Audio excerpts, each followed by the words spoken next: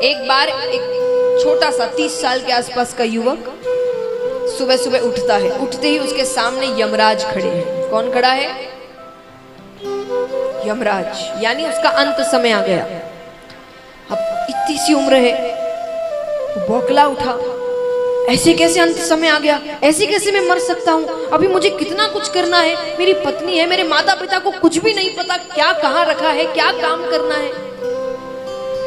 यमराज ने कहा मुझे नहीं पता, तुम्हारा अंत समय आ गया। आज की जो लिस्ट निकली है उसमें पहला नाम तुम्हारा है। देखिए इसलिए काम मनगढ़ंत है क्योंकि आप यमराज से इतनी बातें नहीं कर सकते, वो आएंगे और लेकर चले जाएंगे। तो यमराज ने कहा कि भाई लिस्ट के हिसाब से चलना पड़ता है। अब सांसारिक व्यक्ति अपना दिमाग लगाए बिना रह नहीं सकता। वो उसने कहा ठीक है, लेकिन मुझे सुबह सुबह उठते ही एक कप चाय पीने की आदत है, तो एक कप चाय पीते और फिर चलते। यमराज ने कहा ठीक है। उसने दोनों के लिए चाय बनाई। यमराज के कप में उसने नींद की दवा मिला दी।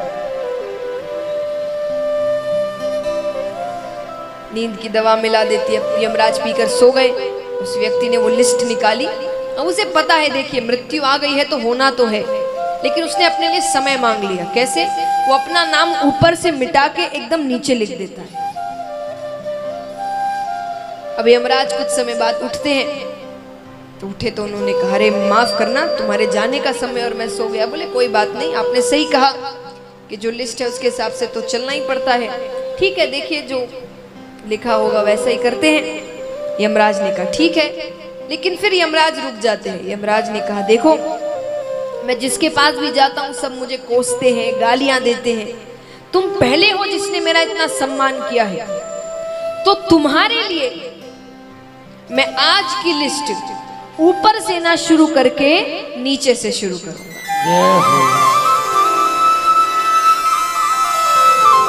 अब ये कहानी थी, अब सीख सुनिए। अब वो व्यक्ति ऊपर जाता है, मृत्यु हो गई, भगवान के सामने जाता है, तो भगवान उससे कहते हैं कि तू करता वही है जो तू चाहता है, कि तू करता वही है जो तू चाहता है, पर होता वही है जो मैं चाहता हूं।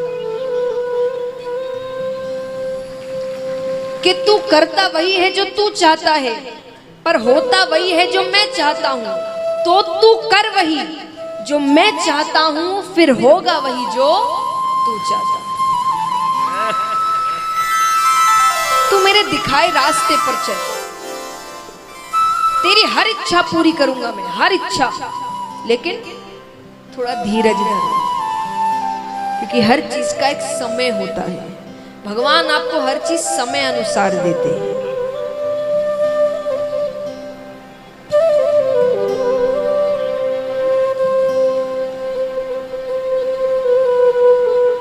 तो महाराज भगवान हर चीज समय अनुसार देते हैं, तो इसीलिए भगवान पर भरोसा रखिए, सही रास्ते पर चलिए, हमारी हर इच्छा पूरी हो। उनको सब बताइए क्या चाहिए आपको और अपना काम करते रहिए, मेहनत करते रहिए। वो हर चीज अपने आप आपके रास्ते में डालते रहे। तो महाराज अच्छे कर्म करिए, जितना कर सके अच्छे कार्य करिए। यहाँ पर जरासंध की कथा आती है। जरासंध कौन थे? कल मैंने बताया कंस के ससुर, बहुत पापी राजा, भयंकर पापी राजा, बहुत गलत कार्य करते थे। लेकिन इतना गलत करने के बाद भी, इतने पाप करने के बाद भी उनके पापों का घड़ा नहीं भर रहा था। जब कोई पापी इंसान के साथ ज्यादा गलत हो जाता है तो हम क्या कहते हैं उसे? पाप का घड़ा भर गया। सच में ऐसा होता है, घड़ा होता है। आपने एक छोटा सा झूठ भी बोला होगा ना, मान लीजिए एक पर्ची उसमें गिरती है, पहला पाप कर दिया इसने, ऐसे करते करते वो घड़ा भरता है और फिर एक नुकसान होता है या कोई संकट आता है तो कहते पाप का घड़ा भर गया। लेकिन जरासंध के पाप का घड़ा नहीं भर रहा था। कितने ही पाप कर ले, कुछ भी गलत नहीं होता था उसके साथ। तब भगवान ने कहा कुछ ना कुछ तो करना पड़ेगा। क्यों नहीं होता था वैसे ऐसा? क्योंकि जरासंध बहुत दान करते थे, बहुत दान करते थे। वो सुबह उठते ही स्नान करने के बाद सीधा दान करते। और दान भी कैसा, अपने मन से नहीं, जो सामने वाला मांगे उसको जो चाहिए वो दान करेंगे। दान करने से कहते हैं हमारे पाप कटते हैं। अब इसका मतलब ये नहीं कि वह पाप करे और दान करे, पाप करे और दान करे, क्योंकि उसका परिणाम क्या हुआ ये देखिएगा। उसका पाप का घड़ा एक बार ही भरा, लेकिन ऐसा भरा तो जरासंध दान करते। भगवान ने कहा यही रास्ता है, इसी से इसका विनाश हो सकता है। तो पांडवों के साथ वही सुबह के समय भगवान अब दान हर किसी को नहीं करते थे, वो ब्राह्मणों को करते थे। साधु इत्यादि होते हैं ना, वो आते थे, उनको दान करते थे। तो ठाकुर जी और पांडवों ने साधु का वेश बनाया, उनके द्वार पर जाते हैं। जब वो दान कर रहे थे तो पहले तो फल इत्यादि ही देते। कोई कहे कि भाई ये नहीं चाहिए, कुछ और चाहिए, तो वो जो मांगे वो दे देते। भगवान ने कहा ये नहीं चाहिए। तो बोले क्या चाहिए बताइए। बोले वचन चाहिए। कैसा वचन? कि हम जो मांगेंगे आप हमें वही देंगे।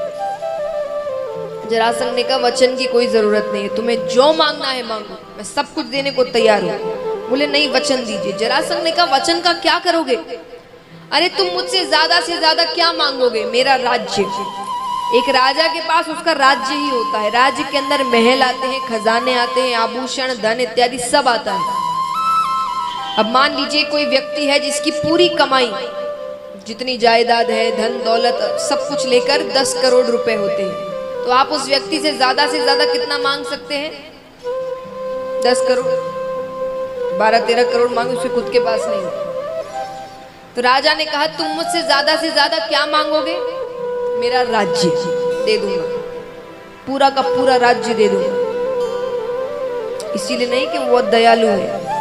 उन्होंने कहा लेकिन मुझे अपनी शक्ति पर इतना भरोसा है कि सुबह तुम्हें राज्य देकर शाम को युद्ध कर कर वापस ले लूं, क्योंकि दान वो सिर्फ सुबह करते थे। अब वो अपनी शक्ति की प्रशंसा कर रहे हैं कि वो कितने बलवान है, ये है वो है। अर्जुन को बात अच्छी नहीं लग रही, तो अर्जुन ने गुस्से में आकर कहा कि जितना कहा जाए उतना ही करो। अब ये मैंने हाथ उठाकर नहीं कहा, ऐसे अर्जुन ने कहा था। अर्जुन ने कहा कि जितना कहा जाए उतना ही करो। अब हाथ उठाया तो सबसे पहली नजर जरासंध की अर्जुन के अंगूठे पर जाती। 4 वर्ण होते हैं, भगवान ने ये 4 ही वर्ण बनाए हैं, बाकी सब कुछ हमने बनाया है। 4 वर्ण होते हैं, ब्राह्मण, क्षत्रिय, वैश्य, शूद्र। पहले के समय की बात है, पहले ये 4 वर्ण जो थे ये सब अपने अपने काम करते थे। जिसको जो कार्य सौंपा गया है वो वही करता था। ब्राह्मण ये शिक्षा देने का कार्य करते थे, क्षत्रिय ये राजा बनते थे, युद्ध करते थे, वैश्य व्यापार करते थे, और शूद्र सेवा करते थे। तो महाराज अब क्षत्रिय ब्राह्मणों का कार्य नहीं करते, ब्राह्मण क्षत्रियों का कार्य नहीं करते। तो ये अंगूठे पर जो निशान था ये सिर्फ क्षत्रियों के हाथों पर होता था। ये बाण चलाना, जो प्रत्यंचा चढ़ाते थे उसके निशान होते थे। तो ब्राह्मणों के हाथ में मिलेंगे नहीं आपको, लेकिन अर्जुन के हाथ में थे। जरासंध समझ गए तुम ब्राह्मण तो नहीं हो, तुम क्षत्रिय हो, तुमने ब्राह्मणों का रूप लिया है। जो भी हो तुरंत सामने आ जाओ, क्योंकि मुझे पता चल गया ना फिर बहुत बुरा होगा। भगवान कहते हैं पकड़े गए हैं, सामने आ जाते हैं, सब अपने अपने असल रूप में आते। जरासंध कहते हैं कृष्ण क्या काम है तुम्हें? भगवान कहते हमें युद्ध करना है। तो बोले यही वचन मांगने आए थे तुम? बोले हाँ। तो बोले सीधे सीधे नहीं आ सकते थे, मैं डर जाता तुमसे। पर क्या करे, तुम्हें कोई काम सीधा करने की आदत जो नहीं है, तुमने कभी कोई काम सीधा नहीं किया। जरासंध कहते हैं कहां जन्म लिया तुमने? भगवान ने जन्म कहां लिया था? जेल में। ये कोई जन्म लेने की जगह है? भगवान बने फिरते हो कि तुम भगवान का अवतार हो। अरे कुछ भी लीला करते, तुम्हारे बगल में तो महल था, कुछ भी लीला करते कि देवकी माता को कुछ देर के लिए महल आना पड़ता, महल में जन्म ले लेते। पर तुमने जेल के अंदर जन्म लिया। कब लिया? मध्य रात्रि। अरे थोड़ी देर और रुक जाते, सुबह हो जाती, सबकी नींद खराब करी। थोड़ी देर क्यों कहा? क्योंकि पहले के समय सुबह का अर्थ होता 3:30-4 बजे, सब उठ जाया करते थे। आज के समय की सुबह नहीं। भगवान ने मध्य रात्रि में जन्म लिया, तो इसलिए उन्होंने कहा कि थोड़ी देर और कुछ घंटे रुक जाते, सुबह हो जाती। सबकी रात में नींद खराब करी तुमने। खड़े टेढ़े होते हो, बंसी टेढ़ी रखते हो, मुकुट टेढ़ा रखते हो, नाम ऐसा रखा है जिसको कहने में जीभ को टेढ़ा करना पड़े, काम टेढ़े करते हो। अर्जुन ने कहा इसीलिए कहते हैं टेढ़े आदमी के साथ नहीं लगना चाहिए। भगवान कहते मेरी तारीफ हो गई तो युद्ध करे। जरासंध ने कहा तुमसे नहीं करूंगा तो किससे करोगे? भीम से करूंगा, क्योंकि भीम के अलावा मुझे एक भी ऐसा नहीं दिख रहा जो मेरे सामने खड़े रहने लायक है। भगवान कहते अच्छी बात है, ठीक है, मैं तुमसे युद्ध करना भी नहीं चाहता, क्योंकि मैं जिससे युद्ध करता हूं या मैं जिसे मारता हूं वो मेरे धाम जाता है। तुम्हारे जैसे पापी को मैं अपने धाम भेजना नहीं चाहता। तो भीम के साथ युद्ध होता है। अब युद्ध चल रहा है, 27 दिनों तक युद्ध चलता है, क्योंकि सूर्यास्त के बाद युद्ध नहीं हो रहा। युद्ध भी कौन सा? मल्ल युद्ध, हाथों से। 27वें दिन भगवान ने कहा कल मुझ पर थोड़ा ध्यान रखना, मैं कुछ इशारे करूंगा तुम्हें, क्योंकि ऐसे तो ये नहीं मरने वाला। क्यों नहीं मरने वाला? छोटी सी कथा है। वृहदवीत नामक एक राजा थे जिनकी 2 रानियां थी, एक भी संतान नहीं। कुछ संत उनके राज्य में आते हैं, उनकी बहुत सेवा करते हैं। संतों को पता चलता है कि राजा के कोई संतान नहीं है। अब संतों को नहीं पता कि इसकी 2 रानियां हैं। उन्होंने एक फल दिया कि जाकर अपनी पत्नी को खिला देना। वो घर जाते हैं, पत्नियों से कहा कि फल खा लेना। दोनों ने आधे आधे फल खा लिए। अब दोनों को पुत्र होते हैं आधे आधे, यानी एक ही पुत्र हुआ, लेकिन आधा हिस्सा एक को होता है और आधा हिस्सा एक को, यानी मृत बालक हुए, जीवित नहीं थे वो। रात्रि में होते हैं। राजा ने सोचा अगर ये राज्य प्रजा को पता चल गया, प्रजा डर जाएगी कि हमारा राजा अच्छा नहीं है, इसलिए भगवान ने शायद दंड दिया है, या ये किस पाप का दंड मिला है इनको। राजा डर जाते हैं। तो रातों रात उन्होंने वो 2 हिस्से जंगल में फेंक दिए। जंगल में जरा नामक एक राक्षसी थी, उसने वो 2 हिस्सों को पकड़ा और वो जी जी करके चिल्लाने लगी। जी माने प्राण होते हैं। और जी जी करते करते उसने दोनों हिस्सों को जोड़ दिया। जोड़ते ही उसमें प्राण आ गया।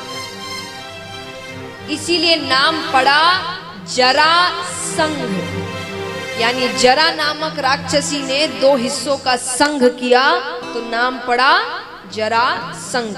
अब इसका अर्थ क्या हुआ कि बीच का हिस्सा कमजोर है, बाकी कहीं भी कुछ भी करो उस व्यक्ति को कुछ भी नहीं होने वाला, किसी चीज का असर नहीं होने वाला, बीच का हिस्सा कमजोर है। तो भगवान ने कहा कल मुझ पे ध्यान रखना, मैं कुछ इशारे करूंगा, ठीक है। युद्ध आरंभ होता है। अब भीम भूल गए कि भगवान की ओर देखना है, शाम होने वाली है। तो भगवान भीम का ध्यान अपने ओर आकर्षित करने के लिए जोर से चिल्ला रहे हैं, अहो भीम, अहो भीम, यानी क्या दाव खेला है, क्या दाव मारा है, क्या पकड़ा है, क्या भीम सोच रही है सारे दाव तो भगवान पहले भी देख चुके हैं, इतनी प्रशंसा। फिर याद आता है अपनी ओर देखने को कहा था मुझे। भीम भगवान की ओर देखते, भगवान ने नीचे से एक टहनी उठाई, उसको बीच से पकड़कर चीर दिया। भीम, अब देखिए हर चीज ना ध्यान से देखना और ध्यान से सुनना। ये जल्दबाजी में जब हम रहते हैं ना, ठीक से सुना नहीं, आधी बात सुनी, काम बिगड़ते हैं। अब भीम ने इतना भगवान को देखा और तुरंत मुंह घुमा लिया। मुंह घुमाते ही जरासंध के पैरों को पकड़ा और दोनों पैरों को पकड़कर चीर दिया। अब चीरते ही वो 2 हिस्से फिर जुड़ गए। तो फिर भगवान की ओर देखे, भगवान की आंखें बता रही एक बार में पूरा देख लो ना ढंग से। भगवान ने फिर वो टहनी उठाई, फिर उसे बीच से चीरा और फिर भगवान ने 2 विपरीत दिशाओं में फेंके, क्योंकि अब वो 2 हिस्से जब भी सामने आएंगे वो अपने आप जुड़ जाएंगे। तो अब भीम ने पैरों को पकड़कर दोनों पैरों को चीरते हुए उस 2 हिस्सों को 2 विपरीत दिशाओं में फेंक दिया। इस प्रकार जरासंध का वध होता है। अब देखिए, एक बात बताइए, इस कथा से आपको क्या सीख मिलती है? हर कथा में आपको भागवत जी में एक सीख दी जाती है। ये सिर्फ कहानियां सुनाने को नहीं है, सीख समझाने को। इस कथा से क्या सीख मिली बताइए?